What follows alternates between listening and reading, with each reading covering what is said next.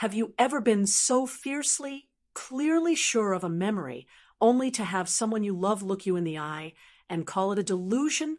Mine happened over a video call on Mother's Day. The sun was shining bright that afternoon in my quiet, older home just outside Boston. The kind of spring day that makes you feel hopeful even when you're 58 and managing your retirement on a tight budget. I'm Hattie Jones. I spent most of my working life as a real estate broker here in the suburbs, which means I know two things very well: property values and paperwork. I'm a widow of 10 years now. My life is comfortable, but it's certainly not lavish. I live by the ledger, and I'm proud of my independence. That afternoon, my whole world was narrowed down to the little rectangle of my computer screen.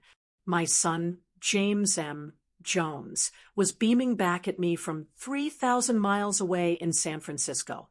He's a tech executive now, 30-something, successful, living a life of glass towers and venture capital. He looked exactly like his father, Frank, at that age, earnest, bright, and utterly trusting.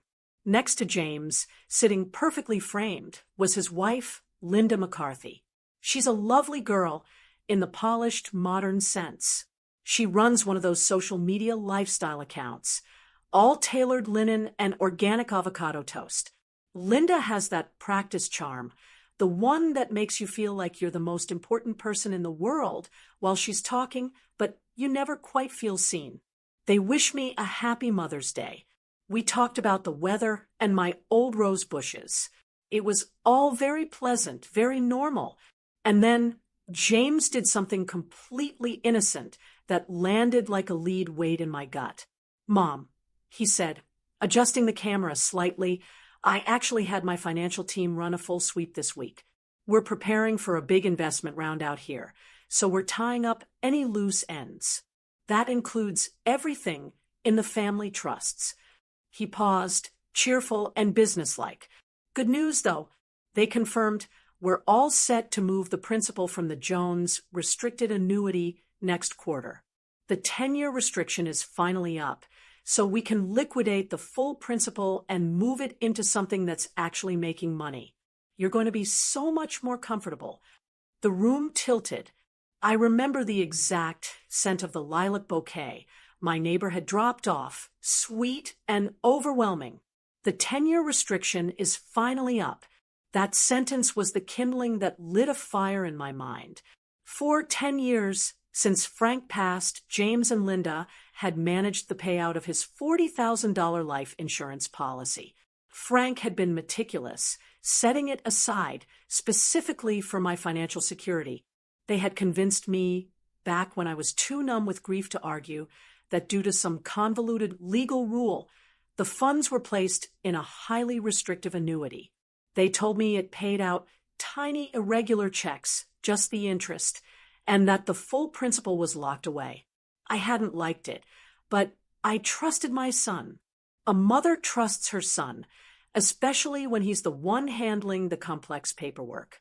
Those small checks, sometimes $100, sometimes $250, were all I had ever received from that policy. They were what kept me clipping coupons and turning the heat down in the winter. If the principal was truly locked away, why had I spent a decade watching every dollar I spent on a new pair of glasses or a minor roof repair? Why had I spent the last 10 years feeling perpetually on the edge of financial anxiety? I had believed the money was safe, untouchable, just not available. But if the 10-year restriction was up and the full principal was still there to be moved, that meant the tiny, inconsistent checks I received were a lie. They were a carefully managed illusion to keep me quiet. The money wasn't just restricted. Something about the entire setup was wrong. The numbers didn't match the story. I felt a cold dread wash over me, a feeling that only comes when you realize a lie has been woven into the fabric of your daily life. "James," I whispered, and my voice felt dry, too quiet for the microphone. "The principal, you mean the entire $40,000, is still sitting there?" The color drained a little from his face, but before he could answer, Linda swooped in, smooth as glass. She glided closer to the camera, her perfect smile in place. "Oh, honey," she said, using that sweet, condescending tone she reserves for older women. "We talked about this a decade ago, remember? You're confusing the paperwork. It was a unique type of annuity, one that paid out the small interest annually, but the full corpus was always secured by a bond. It's technical, Mom, but you don't need to worry your bright mind about the details. We're handling it. James, dear, your mother doesn't need to be burdened with these old financial terms on Mother's Day." Linda successfully managed to suggest 3 things in one breath: that I was forgetful, that I was overreacting, and that the paperwork was so complicated that my bright mind, a backhanded compliment if ever there was one, couldn't handle it. But I wasn't forgetting. I was remembering everything: the desperate need for the money after Frank's funeral, the rush to sign papers, the immediate trust one placed in my only son. My memory, honed by years of managing closing documents and appraisals, was sharp. I knew, with chilling certainty, that I had been lied to. The money wasn't locked away. It had been intercepted. As soon as the call ended, I walked over to the old cedar chest in the dining room. I pulled out my father's old accounting ledger, the one I had used for my real estate commissions before everything went digital. I found a fresh page, drew a heavy, straight line across the top, and wrote the date. I won't be dismissed. I will not be poor because of a lie. I need proof of my past self. I closed the book, the leather cool under my fingers. My life was defined by the details, the numbers, the documents. And I knew, with the clarity of a woman who has nothing left to lose, that the truth was hidden somewhere in those old, forgotten numbers. It was time to become the detective of my own life. If you've ever had a knot form in your stomach because a number or a date just didn't add up, please tap that like button right now. It tells YouTube that stories about finding the truth matter, and it helps other women like us find this story. Closing that ledger was the easiest decision I'd made in 10 years. My son, James, may be a millionaire, but he was dealing with the abstract world of coding and stocks. I had spent my life dealing with paper, mortgages, deeds, inspection reports. In real estate, nothing is real until it's signed, witnessed, and filed. I knew exactly where to look for the truth. The next morning, I didn't call a lawyer. I called my contact list. I spent the better part of 2 decades in the Boston suburban market, and I know people who know people. I needed to get eyes on the hard copies of the life insurance claim that had been processed exactly 10 years and 5 months ago. Those documents are supposed to be locked away. You can't just walk in and ask for them. I started with Barbara. She works in records management for a major financial services firm, the kind of place that underwrites insurance policies. I didn't tell her the whole truth. I just told her it was a quiet estate review, and I needed verification of a specific decade-old payout date related to a trust. Barbara, God bless her, likes coffee and a good story. It took 3 days. 3 days of me nursing lukewarm coffee, making small talk about mutual friends who retired to Florida, and waiting. The anticipation was sickening, worse than the 10 years of uncertainty. Uncertainty is a slow poison. Waiting for the truth is like waiting for the diagnosis. Finally, Barbara called me late Wednesday afternoon. Her voice was low. "Hattie, I found the file. It's an old one, but it's all there, the original policy, the death certificate, and the claim form. I can't hold it long. You need to get here now." I drove downtown, something I rarely do anymore, straight to the ugly granite building that housed the firm's back office. We met in a small, windowless conference room. Barbara slid the file across the table. It was thick, stiff, and yellowed at the edges. I opened the folder, and there it was, the claim for immediate payout. It wasn't the Jones restricted annuity documentation I'd been expecting. It was a clear, unambiguous form demanding the full $40,000 to be paid out immediately to the beneficiary, Hattie Jones. My heart hammered against my ribs, a dull, aching rhythm. The paperwork confirmed the payout date. It was processed just 3 weeks after Frank's funeral. The money was gone almost before the flowers died. And then I saw it, my signature. Hattie Jones. It was crude. It was clumsy. It looked like my handwriting. Yes, but only in the way a rushed photocopy looks like the original. My signature is sharp, slanted, and confident, thanks to thousands of closing documents. This one was hesitant, flat, and seemed to tremble, as if signed by someone sick or under duress. I stared at it. 10 years of doubt, 10 years of struggling, 10 years of trusting James's word over my own instinct. It all boiled down to that shaky line. It wasn't my signature. It was a forgery. The betrayal wasn't abstract anymore. It was concrete. It was criminal. I realized then that the lie Linda sold me on Mother's Day, that I was just misremembering the annuity, was a trivial deception compared to the one that started it all. The theft didn't happen while I was clipping coupons. It happened while I was grieving. I had been told the money was safe, untouchable, put away for my future.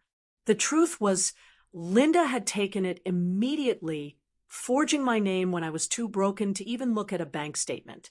She didn't just steal money. She stole the dignity of my grief. She built a financial secret using my sorrow as the distraction. That was the rawest, deepest cut. I pushed the heavy file away, feeling a sudden, intense chill, even in the stuffy room.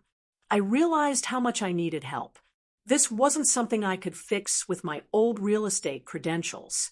Linda, with her millionaire husband and her polished San Francisco world, would have an army of lawyers ready to paint me as an old, confused woman. I needed a pit bull, and I knew exactly who to call. Philip had started in the business at the same time I did, but he took the corporate route. He's now a compliance officer with a major firm right here in the Boston financial district. Philip is known for being utterly ruthless when it comes to legal documentation. He deals with million-dollar mergers and regulatory nightmares. I knew he wouldn't waste time on sentiment, only on evidence. We met the next day at a quiet spot near his office. I didn't offer him coffee this time. I placed the forgery and the payout confirmation in front of him. I just told him, "Philip, I need you to tell me if I'm insane, or if this is the start of a criminal investigation." Philip, a man whose face usually holds the neutral expression of a lifelong banker, studied the documents. He used a tiny jeweler's loupe on the signature. He looked at the payout date. He didn't speak for a full minute, and the silence in that small office felt heavier than the granite outside. Finally, he looked up, his face etched with something like controlled fury. "Hattie, this isn't just a lie. This is a very specific 10-year-old act of forgery and fraud. The money never went into the annuity. It was liquidated and deposited immediately." He tapped the document. "Linda has access to money now, but she didn't then. This was her starting capital, her little secret nest egg she built at your expense. She knew you were too heartbroken to notice. And James, well, James trusted his wife." Philip was horrified, but he was also completely professional. "Hattie," he said, pushing the papers back to me, "you have solid proof of a crime, but Linda will fight you with power and influence. We have to be meticulous. We can't just accuse her. We have to build a case so legally unassailable that when we present it to James, he has absolutely no way to defend his wife. We can't just find the truth. We have to use the truth as a hammer." I took the papers back. The goal wasn't just to get the $40,000 back. It was to strip away the mask Linda wore and show my son exactly who he married. The investigation had just begun. And thanks to my friend Philip, I now had the right hammer. Philip had given me the hammer, but we needed a nail that would actually pierce through James's belief in his wife. A 10-year-old piece of forged paper, even authenticated, could still be dismissed by Linda's expensive lawyers as a miscommunication or a clerical error. We needed a living witness, someone whose conscience had been carrying the weight of that lie. Philip went to work. He used his firm's resources, not for the case, but to trace the internal documents at the old insurance firm. He was looking for the junior employees, the low-ranking compliance people who would have seen that file cross their desk right after Frank passed. It took him a week, but he found Stephen. Stephen used to be a junior accountant at the insurance firm back then. Now, he worked in compliance for a different, quiet bank. He was a good man, Philip said, but a man who had been threatened into silence early in his career. I met Stephen in a little park in Cambridge. It felt strange, conducting this criminal investigation on a park bench surrounded by young people walking dogs. Stephen looked nervous, jumpy. He was in his late 30s, and you could see the decade of regret etched around his eyes. I didn't lead with the forgery. I simply said, "Stephen, I'm Hattie Jones. You handled my late husband, Frank Jones's, life insurance payout 10 years ago. I know you flagged that signature as suspicious." He went white. He knew instantly why I was there. "Mrs. Jones, I was 26. My supervisor, Mr. Harrison, told me to process it immediately and forget it. He said if I slowed down the high-priority files again, I'd be fired. I had student loans. I was terrified." I reached out and lightly touched his arm. "I understand fear, Stephen. I understand being invisible. But a lie doesn't get smaller just because time passes. It only gets heavier." That was the key. I didn't blame him. I offered him a path to clear his conscience. He started talking then, the whole story tumbling out. He confirmed everything. The senior manager, Mr. Harrison, had pushed the file through. Harrison had retired quietly a few months later, too coincidental to be random. It was clear Linda had paid someone off to cover the tracks. But then Stephen gave us the piece of information that truly changed everything. I kept the deposit slip, he admitted, his voice barely a whisper. I kept a copy of the Final Destination account because something felt so wrong. He pulled a folded piece of paper from his wallet, tucked behind his driver's license. It wasn't a normal bank account. The money, the full $40,000, was transferred into something called an offshore corporate investment vehicle, a shell company. It was set up under a slight variation of my name, Hattie J. Jones, but Linda had the sole signatory power, using those same forged documents. A shell corporation. My daughter-in-law had stolen my insurance money and hidden it in a secret corporate account, treating it like a personal, untaxed reserve fund. "And is the money still there, Stephen?" I asked, bracing myself. He nodded slowly. "Most of it. It's an investment vehicle that's gone up slightly in 10 years. She's only pulled small amounts out periodically, keeping the balance steady. It's her emergency fund. It's still around $40,000. I leaned back on the bench, and the park, the trees, the sunshine, it all seemed to blur. The money was still there. For 10 years, I had cut my life short, worried about every major repair, refused myself simple comforts, all while the full principal sat in a hidden account, a secret cash reserve for my millionaire daughter-in-law. My struggle had been unnecessary. My son's wife had watched me scrape by, knowing her own private slush fund was built on my late husband's final gift. That realization ignited something cold and hard in my heart. This was no longer about recovering money. It was about serving justice cold and complete. "Stephen," I said, handing the deposit slip back to Philip, "you said you kept the forged credentials for accessing that account, that the system still recognizes the old signatory information." He confirmed it.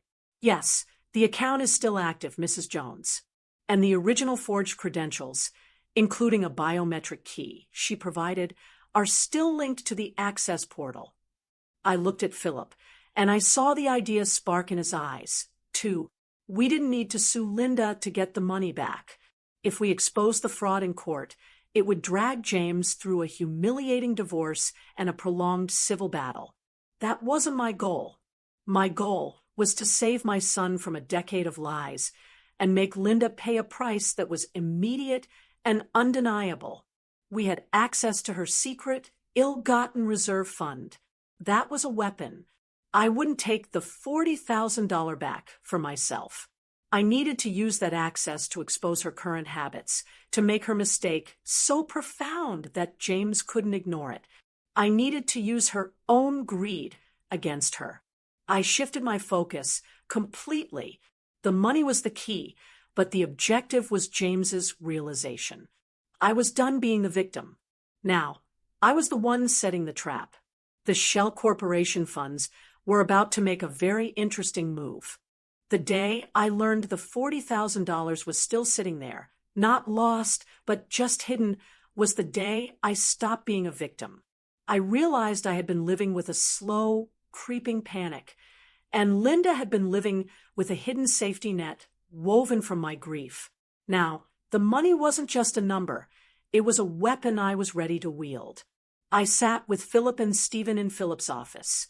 The whole room smelled like polished leather and quiet money. I looked at the three of us, an experienced compliance officer, a guilt-ridden accountant, and a 58-year-old widow who now saw her life as a chess game. We cannot just take the money back, Hattie, Philip stressed, leaning back in his chair. If we pull that $40,000 into your personal account, Linda will claim you coerced Stephen or that you violated a dormant trust agreement. It becomes a complicated civil fight, and she'll bury you in legal fees. I don't want the money back, I said, realizing it was true. I want James to see her clearly. She stole from me 10 years ago because she thought I wouldn't notice. If she's capable of that, she's capable of anything. We have to show James her pattern of deceit. Stephen, looking relieved to finally be useful for the right reasons, piped up. James's company is doing an internal audit right now. Linda's been using the corporate card for huge personal expenses, designer clothes, private travel. James has dismissed it as unavoidable business overlap for her blog, but it's millions. That was the connection. That was the hammer. The $40,000, I explained, is the origin of the lie, but her corporate card fraud is the continuation of her greed. We link them. Philip understood immediately. He and Stephen devised the move. Using the old, forged credentials Stephen had kept, they accessed the Shell Corporation account. They transferred the entire $40,000, not to me, but to James M. Jones's tech company in San Francisco. The transfer was meticulously documented in the company's system by Stephen as a repayment of undisclosed business expense. This forced the money to interact with James's current finances and would raise an immediate, undeniable red flag during his company's audit. When James asked his financial team, "What is this $40,000 repayment?" they would have to trace it back to a Shell account tied to his mother's forged name. We had set the financial trap. The numbers would do the heavy lifting of proving the decade-old forgery. But numbers can be debated. We needed something recent, something stolen right now that would prove Linda was a thief today, not just 10 years ago. I turned my focus to the physical bait. My husband, Frank, had owned a vintage 1960s stainless steel Rolex watch. It was a piece he cherished, not because of the cost, but because his own father had given it to him. James had entrusted it to me for safekeeping years ago, and I kept it secured in a locked deposit box downtown. It was valued at over $15,000, a significant piece. I drove to the bank and withdrew the watch. Bringing it back into my quiet home felt strange. It represented the purity of Frank's memory and James's absolute trust. If Linda touched it, she would be desecrating both. I didn't place the watch in my bedroom. I put it in the study in a small mahogany jewelry box that was deliberately left half open on the corner of the desk, easily accessible. A thief doesn't rifle through things. A thief takes the opportunity that is presented to them. I then installed the camera. Being a former broker, I knew the value of discreet security. I bought a small, high-definition, motion-activated camera that looked exactly like a small clock radio. I placed it on the bookshelf, angled perfectly to capture the study desk without drawing attention. It felt cold, setting a trap for my son's wife. It felt necessary. I reflected on the choice. Was I a good mother for protecting James's illusion, or a better mother for forcing him to see the truth that was slowly poisoning his life? I chose the truth. The only piece left was the invitation. I needed Linda alone in my house, under pressure, and with the temptation right in front of her. I called her the next evening. I made my voice sound weak, slightly confused. "Linda, dear," I started, "I need a huge favor. I've been trying to find Frank's old army letters. I think I put them in that terrible, huge cardboard box in the attic before Christmas. Could you possibly fly in this weekend? I need someone strong to bring it down for me. James is too busy, and I certainly can't manage that ladder." Linda hesitated for only a second. I heard the calculation in her voice. She knew James was dealing with the financial audit, and she needed to be nearby to manage the damage. Being close to me was her alibi, her performance of the perfect, dutiful daughter-in-law. "Of course, Hattie," she said, dripping with concern. "I'll book the flight right now. I'd be happy to help you with anything." She was flying right into my snare. She had no idea that the money she thought was safe was already gone, and the bait she was about to see was being filmed. The stage was set. The lie of 10 years was about to meet the undeniable proof of today. This is where the story shifts from defense to offense. Hattie has laid her trap, and the evidence is ready. If you want to see exactly how justice is served, and trust me, you do, hit subscribe so you don't miss the climax. You'll want to watch what happens next. Linda arrived in Boston on a Friday afternoon flight from San Francisco. I picked her up at the airport myself. I didn't want a taxi driver chatting with her, or any witness but me. She looked exactly like the person you see on a polished lifestyle feed. Thin, perfectly tailored jeans, an expensive silk blouse, and sunglasses that hid half her face. But underneath the expensive sheen, I could see the stress. Her movements were sharp, her smile was too wide, and she chewed the inside of her cheek constantly. James's company audit was clearly making her life miserable. She needed a quick solution to her immediate cash flow problem, which is what I was counting on. The drive back to the house was filled with her chattering about her blog's sponsorship negotiations and how stressful it was to manage a brand. She was laying the groundwork for why James might see large, questionable expenditures. It was all for the brand, you see. I just listened, nodding vaguely, offering non-committal hums. When we got to the house, I immediately set the scene. "Linda, dear, thank you so much for flying all this way," I said, leaning lightly on the counter, acting frail. "I'm quite done from the drive. That old box of letters is just tucked away in the back of the attic. But before you tackle that, could you help me with the furnace? It's making a strange clicking noise in the study, and I can't bend down to check it without my back giving out." The study, of course, was where the camera was. Linda, annoyed at the immediate chore but eager to play the helpful martyr, tossed her designer purse onto the armchair. "Fine, Hattie, show me the fuse box." I led her into the study. The room is dark and quiet, filled with Frank's old books and awards. I made a show of kneeling down near the base of the wall, pretending to examine the furnace access panel. "Oh, goodness," I sighed loudly. "It seems to be stuck." Linda, could you reach the back of the desk there? I think my reading glasses must have slipped behind the telephone. I need them to see this tiny panel number. The desk was precisely where the open mahogany box sat.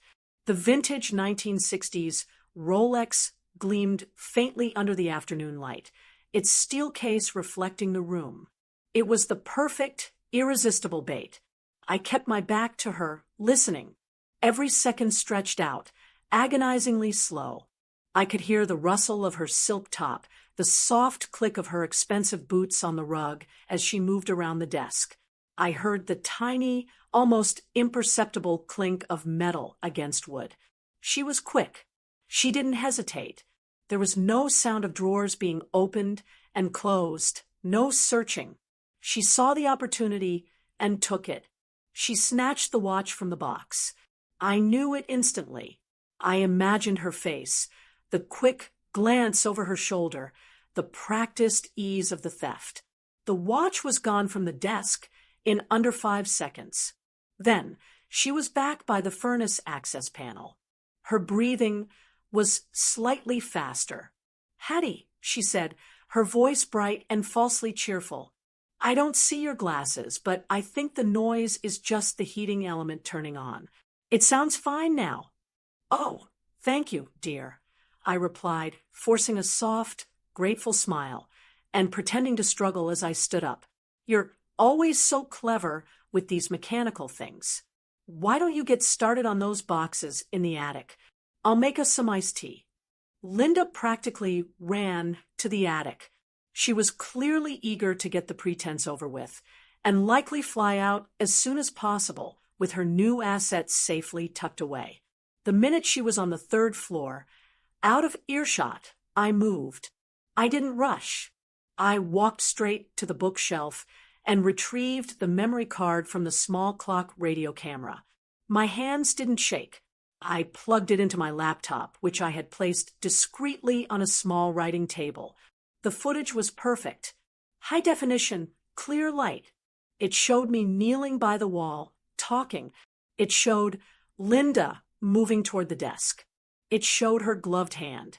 She was wearing thin-knit, driving gloves, probably to avoid fingerprints, making the quick professional snatch. The watch disappeared into her large handbag. The theft was not an accident. It was an efficient criminal act. I watched it twice. Then I deleted the footage from the camera's internal memory and copied the file onto a secure drive. A heavy silence settled over the study. The furnace wasn't clicking anymore. Only the rhythmic hum of the laptop fan filled the room. My revenge was no longer an idea on paper. It was a file on my hard drive.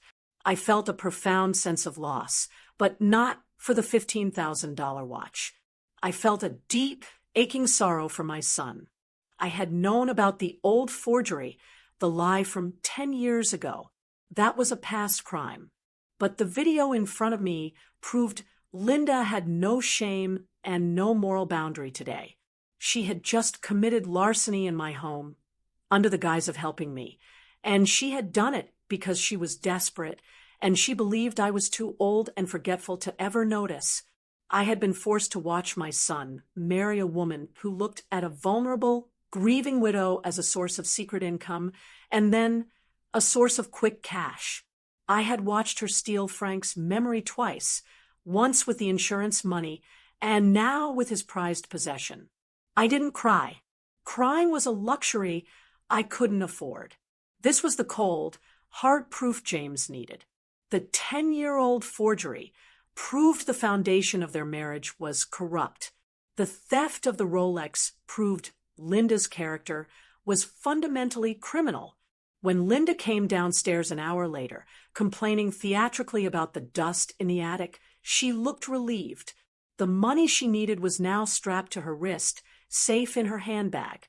"I found the box, Hattie," she chirped. "I'm going to head to the hotel now. The flight back is early tomorrow." I looked her in the eyes and smiled faintly. "Thank you, Linda. You've been a great help. You have no idea how much." I watched her drive away, the sun reflecting off her expensive car. The first half of the trap was complete. The victim had willingly walked into the predator's house and taken the bait. Now, we just needed the audience. The time for quiet investigation was over.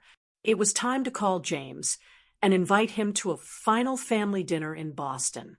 The one where he would finally learn the full, unedited story of the woman he loved.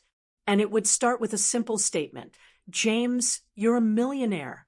You did miss the $40,000 I was supposed to receive. But now you won't miss this. The final stage of the trap was set for a quiet Tuesday evening in Boston. I hadn't wanted the theatrical drama of a weekend, only the cold, stark light of fact. James flew in from San Francisco, deeply confused and annoyed by the cryptic texts I'd sent, insisting on a final financial clarification meeting before he proceeded with his company audit. Linda, still riding the high of successfully stealing the Rolex and confident in my perceived frail memory, also flew back from her short weekend trip, eager to manage me one last time. The dinner table was set, but it was nothing like the original Mother's Day scene. There was no pretense of a family meal. I sat at one end, composed. James sat opposite me, looking stressed in his travel clothes. Linda sat beside him, constantly reaching for his hand, giving me glances that wavered between pity and barely concealed hostility. Philip and Stephen arrived together, carrying briefcases. I introduced them simply. Philip is our family attorney, James, helping me sort through some of your father's old documentation. And Stephen is a specialized compliance advisor who handled some of the original insurance paperwork. Linda stiffened immediately. She knew what Philip's presence meant. She looked at Stephen, searching his face, but he was completely neutral. The tension in the room was so thick you could almost chew it. I let Philip start. He laid out the 10-year-old forged insurance documents and the immediate payout confirmation, detailing how the money never entered a safe annuity, but was liquidated within 3 weeks of Frank's death. James stared at the papers, his brow furrowed, trying to reconcile the dates and signatures with the story he'd been told for a decade. Linda jumped in instantly. "This is ridiculous," she scoffed, her voice shaking slightly but maintaining the polished edge. "These are just old papers, James. It was handled by a junior manager 10 years ago. It's a clerical error, a miscommunication on the account type. Don't let my mother-in-law drag you into a lawsuit over a bookkeeping issue." "It's not a bookkeeping issue, Linda," Philip interjected, his voice quiet but firm. "It's a verified forgery of Hattie's signature, signed while she was grieving. And we know where the money went." Linda laughed, a loud, unnatural sound. "Oh, please. It was put into that annuity, of course. Where else would it be?" That was the exact moment I waited for. I nodded slightly at Stephen. Stephen spoke then, his voice low and steady, delivering the first real blow. "Actually, Mrs. McCarthy, the funds were traced to a corporate investment vehicle established under the name Hattie Jones. And I should inform you, the money is no longer there." Linda froze. Her eyes snapped to Stephen, full of terror. The color drained from her face, leaving a sickly gray.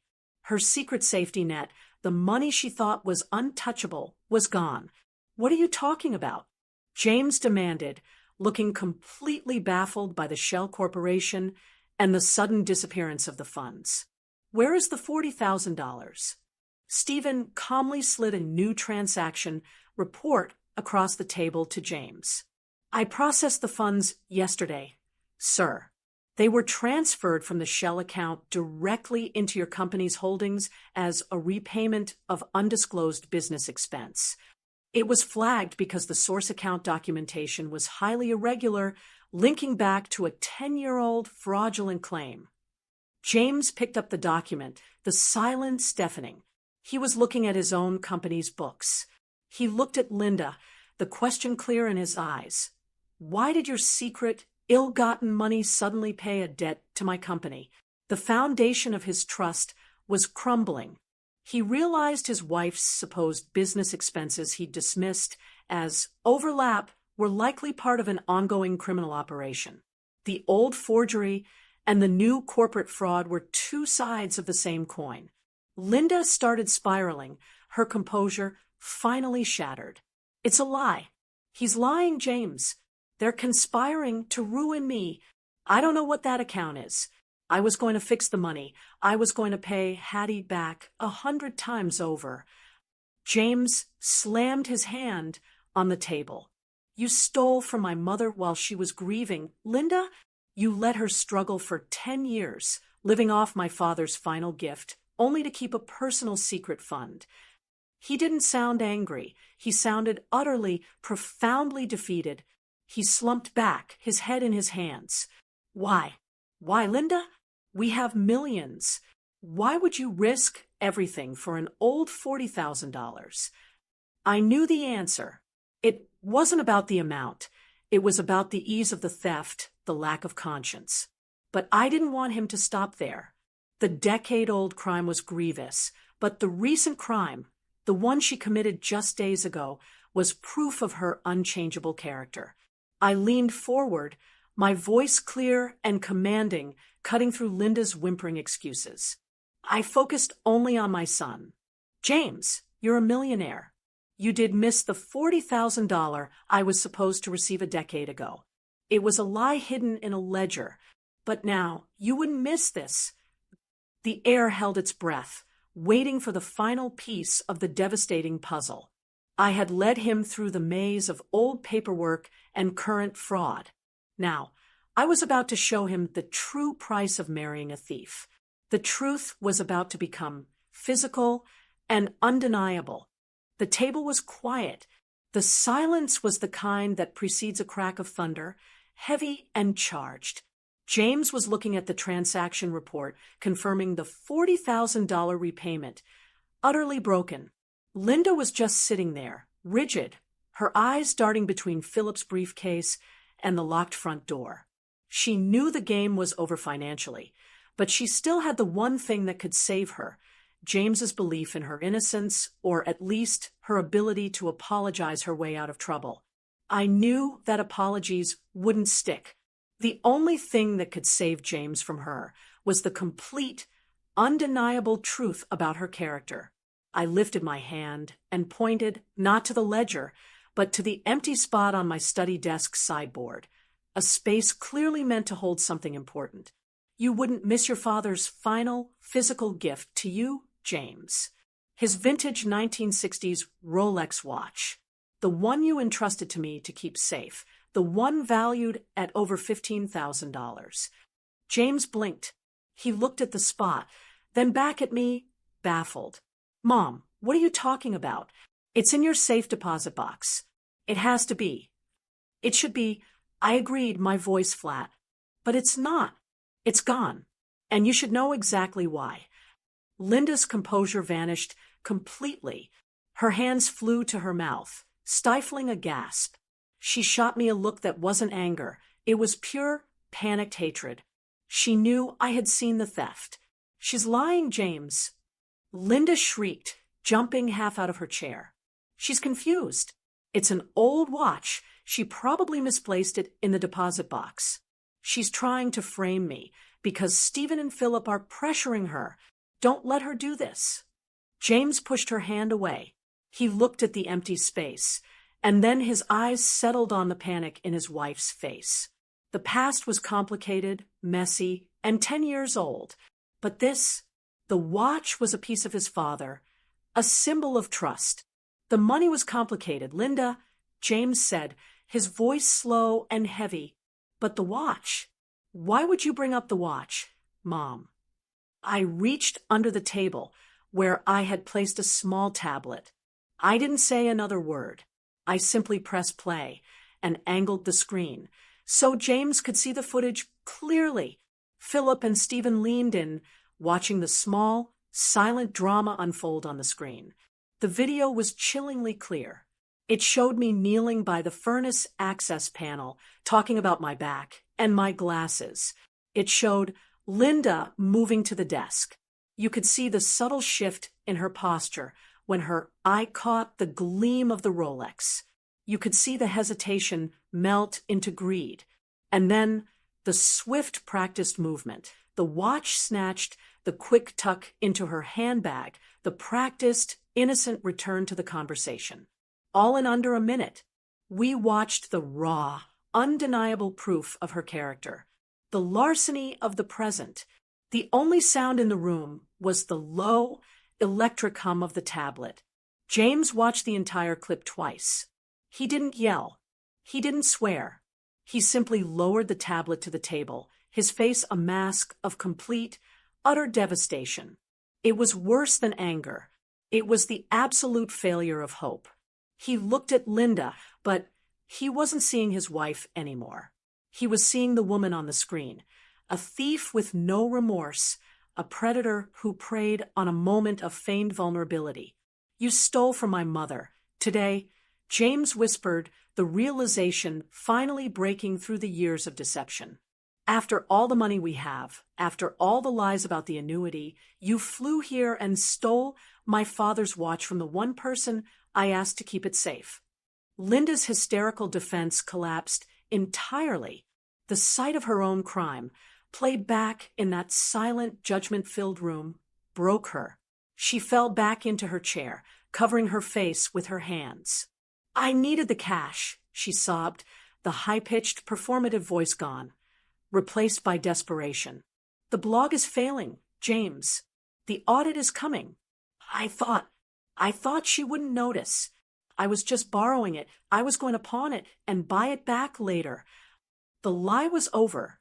She admitted it, a confession of theft, desperation, and total moral bankruptcy. She hadn't just committed a complex, decade-old financial fraud.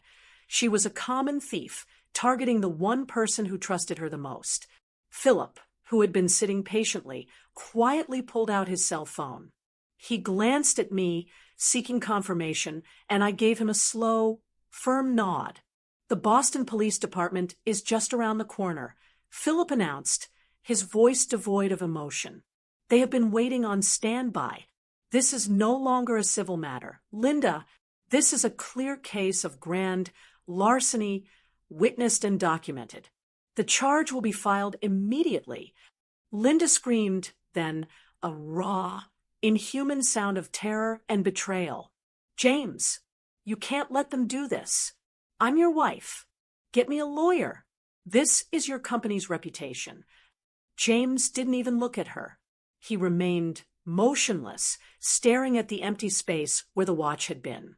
I knew at that moment he wasn't thinking about the money or the company. He was realizing he had spent 10 years loving a mirage, and that his own mother had to destroy his marriage to save his soul.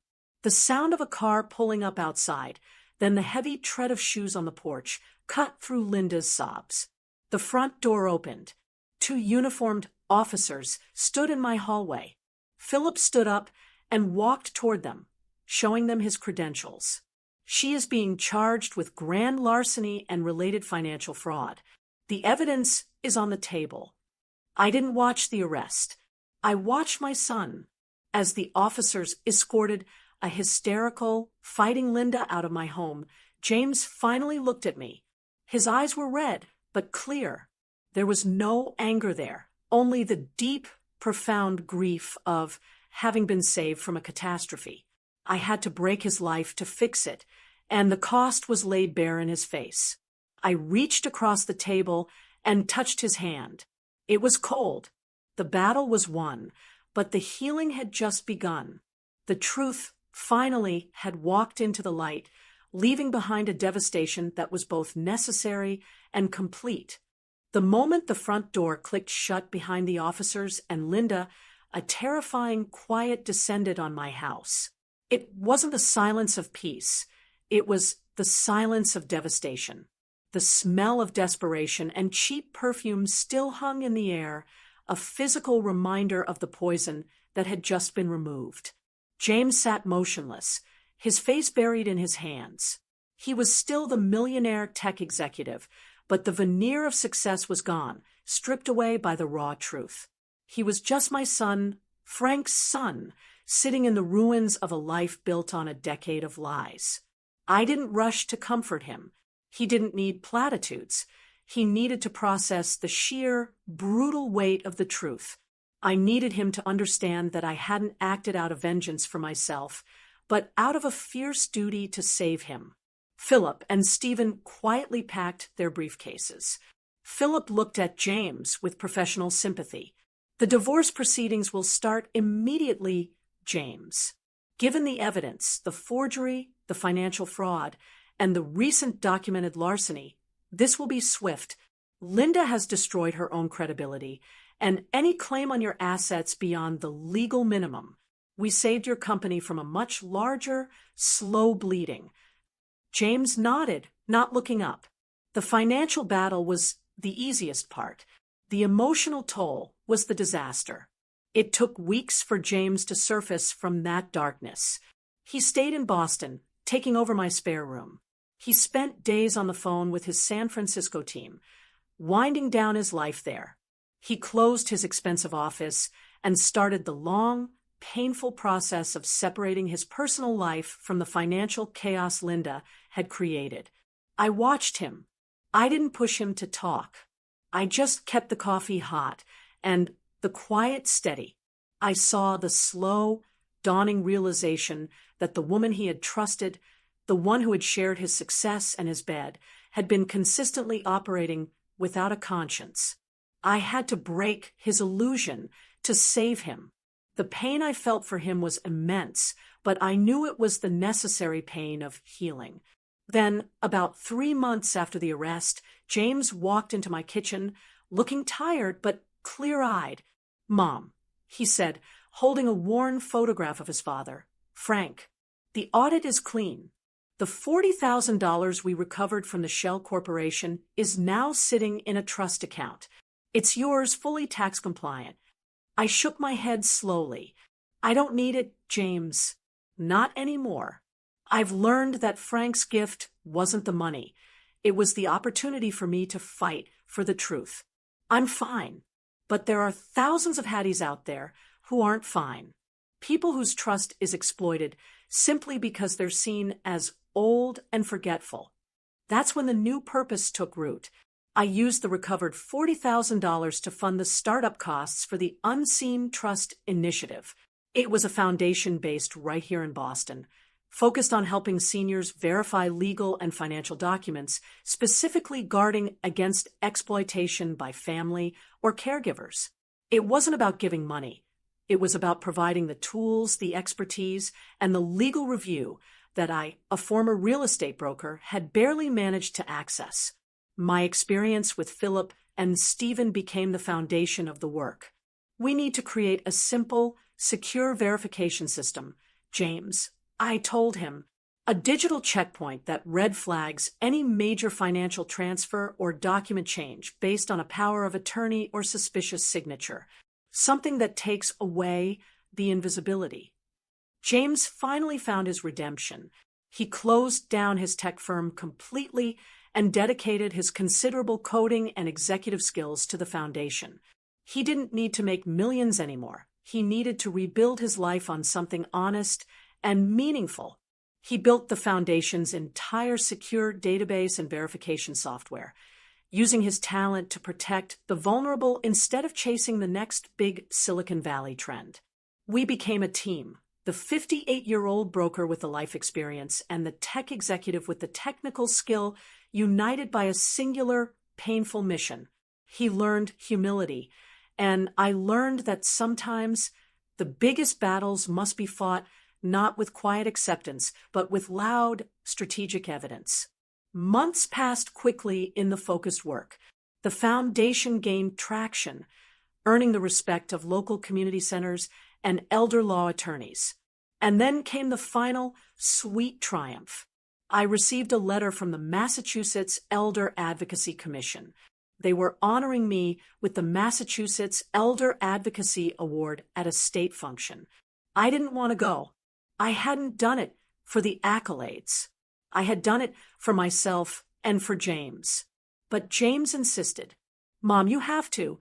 This isn't about pride. It's about letting everyone know that the invisible woman found her voice, and she's using it to protect them. On the night of the ceremony, I stood on a podium in a formal Boston ballroom, looking out at the crowd. I wore the same simple, well-fitting dress I always wore. James stood proudly beside the stage. When they announced my name, Hattie Jones, founder of the Unseen Trust Initiative, I walked onto that stage, not as the widow who was defrauded, but as a victor. I hadn't won a lottery or made a fortune. I had won the truth. I looked out at the lights. I didn't talk about Linda. I talked about Frank and the power of a signed promise. I talked about the importance of being present and fighting for the dignity of the elderly. I stood there, a 58-year-old woman, accepting an honor that meant more than any amount of money because my son was standing with me, finally free from the darkness. It was the final, complete undoing of the lie that had begun on Mother's Day. The ceremony was over, the cheers had died down, and the lights were dimmer in the grand ballroom. Standing there, holding that Elder Advocacy Award, I felt a deep, quiet sense of peace. It was a peace I hadn't realized was possible after years of doubt. Later that night, back in my own quiet, familiar house in Boston, I sat alone in the study. The spot on the desk where the Rolex had sat was empty, but the memory was clear. I didn't need the watch. The memory of what I had been willing to risk was my true inheritance. I opened my old real estate ledger, the one that started this whole journey, to the very last page. I wrote down my final entry. The money I lost gave me the purpose I gained, and the family I saved. That simple sentence captured everything. The $40,000 had sat untouched for 10 years, a stagnant lie. When I recovered it, it didn't fund a fancy new life for me. It funded the Unseen Trust Initiative, an organization that actively works to prevent other families from having to endure what mine did. It gave James and me a shared mission, a way to reforge our bond based on honesty and hard work, not on his inherited wealth. True wealth isn't about the numbers in a San Francisco bank account. It's about the integrity of the people you share your life with. Linda had billions of dollars at her disposal, yet she was desperate enough to steal an old, sentimental watch. I had very little, yet I had the courage to risk my comfort to force the truth into the open. That courage was my real fortune. I closed the ledger. I had no illusions. Linda would face consequences for the larceny and fraud, but the legal system is often slow and complicated. The real victory wasn't the court case. It was the undeniable lesson James learned. He saw that his mother had to destroy his marriage to save him from a decade of quiet poison. He came back to Boston, humbled, and found real, meaningful purpose in protecting the vulnerable. That was a mother's greatest victory. My life wasn't a sleek, fast-paced San Francisco dream. It was simple, grounded, and rich in the ways that mattered. The quiet confidence I felt in my home was priceless, knowing that every piece of paper, every transaction, every signature was authentic. I have learned with every fiber of my being that when someone steals your trust, you must reclaim it with truth, because truth holds power no amount of money or secrecy ever could. And so, my friends, that is how I won back my son and my dignity. I had to face the lie head on, not with tears, but with meticulous evidence and a willingness to set a trap. I had to choose the painful truth over the easy silence. I have to ask you, my friends, have you ever known that a truth, however painful, was the only thing that could truly set you free? What did you risk to finally speak it? Tell me below. I read every single comment. Every story shared adds weight to the truth. And if you want to dive deeper into stories of seniors standing up to betrayal and financial exploitation, click on the video popping up right here. Thank you for listening.